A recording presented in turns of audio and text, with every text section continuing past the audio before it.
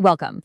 Today, we are breaking down the complete framework of the Factories Act 1948. This comprehensive legislation is structured into 11 distinct chapters. In this explainer, we will look at each chapter individually and outline the exact legal content and sections present within them. Let's begin. To make this massive piece of legislation easy to digest, we're looking at our agenda today. 1. Foundations and administration. 2. Health, safety, and hazards. 3. Worker welfare and hours. 4. Young workers and leave. And finally, 5. Enforcement and special provisions. Grouping these 11 chapters into 5 simple visual sections is going to help us create a really clear, logical mental map of the entire Act. Okay, let's dive into this first section, Foundations and Administration.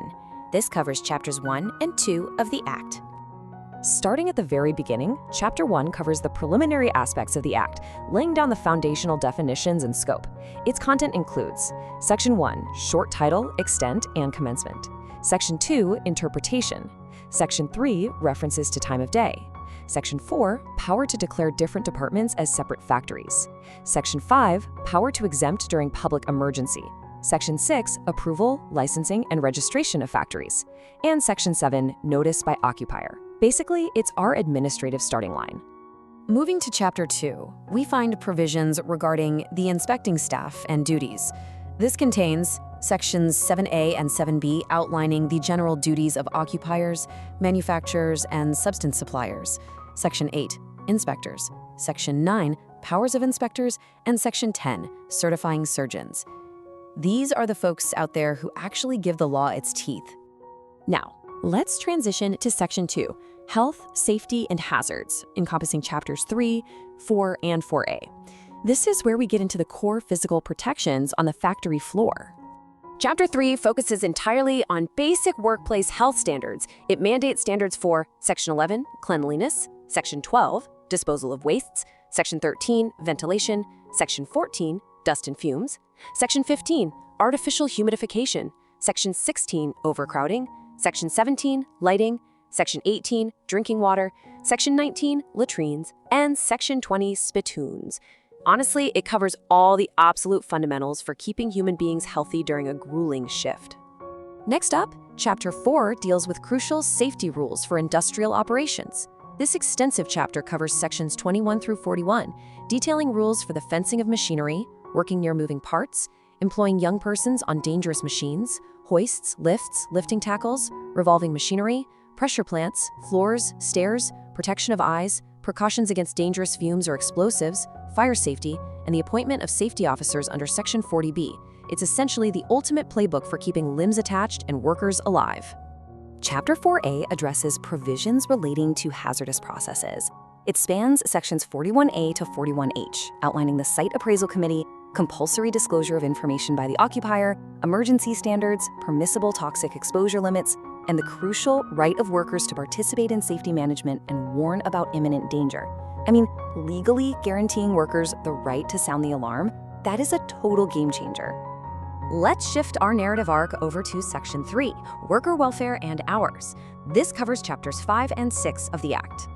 Chapter 5 is dedicated to worker welfare. It contains Sections 42 to 50, requiring factories to provide washing facilities, clothing storage, sitting arrangements, first aid appliances, canteens, shelters, restrooms, lunchrooms, creches, and welfare officers under Section 49. It's all about ensuring real comfort and dignity beyond mere survival, you know?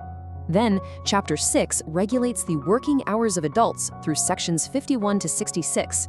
It establishes laws for weekly and daily hours, holidays, compensatory time, rest intervals, night shifts, overtime wages, double employment restrictions, and specific further restrictions on the employment of women under Section 66. This is exactly where the law steps in to protect a worker's valuable time. And this brilliantly illustrates our transition into Section 4, Young Workers and Leave. Let's look at Chapters 7 and 8. Chapter 7 governs the employment of young persons via Sections 67 to 77. It strictly prohibits the employment of young children, requires non-adult workers to carry tokens and certificates of fitness, details working hours for children, and mandates specific medical examinations. It essentially acts as a strict, legally binding shield against exploitation. Now, Chapter 8 outlines annual leave with wages across Sections 78 to 84. It covers the accumulation of leave, wages payable during leave periods, advance payments, and the legal mode of recovering unpaid wages. This is incredibly important for sure, because it makes sure workers can actually take time off and still get paid for it. This brings us to our final structural pillar, enforcement and special provisions, covering chapters 9, 10, and 11. Chapter 9 covers special provisions from sections 85 to 91A. This gives power to apply the Act to specific premises, manage dangerous operations, issue notices for accidents, dangerous occurrences, or industrial diseases, and execute safety and occupational health surveys. Think of it as the government's wild card to step in when standard rules don't quite fit. So, the crucial point is, none of these exhaustive rules actually matter without real consequences, right? Let's wake up and look at the severe enforcement realities awaiting those who fail to comply. Chapter 10 defines penalties and procedure under sections 92 to 106A. It establishes general penalties for offenses, liabilities of owners, enhanced penalties for repeat convictions, penalties for obstructing inspectors or using false fitness certificates, and sets rules for court cognizance and prosecution limitations. It basically guarantees that compliance is always cheaper than negligence.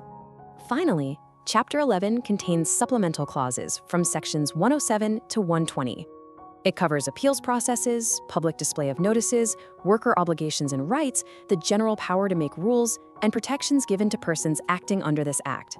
It's the whole shebang needed to keep this massive legislative machine running fairly. And there you have it, the complete framework of the Factories Act of 1948. It's a massive, sweeping piece of legislation that really built the foundation for industrial worker rights. But seeing all these specific sections visually laid out like this leaves us with a fascinating, provocative thought to take away. As we move further into an era of robotics, remote monitoring, and AI on the factory floor, how do these 1948 standards hold up in the modern industrial age? Does this structure still serve us perfectly, or is a massive evolution on the horizon? Thank you for exploring this with me today, and keep questioning the frameworks that shape our world.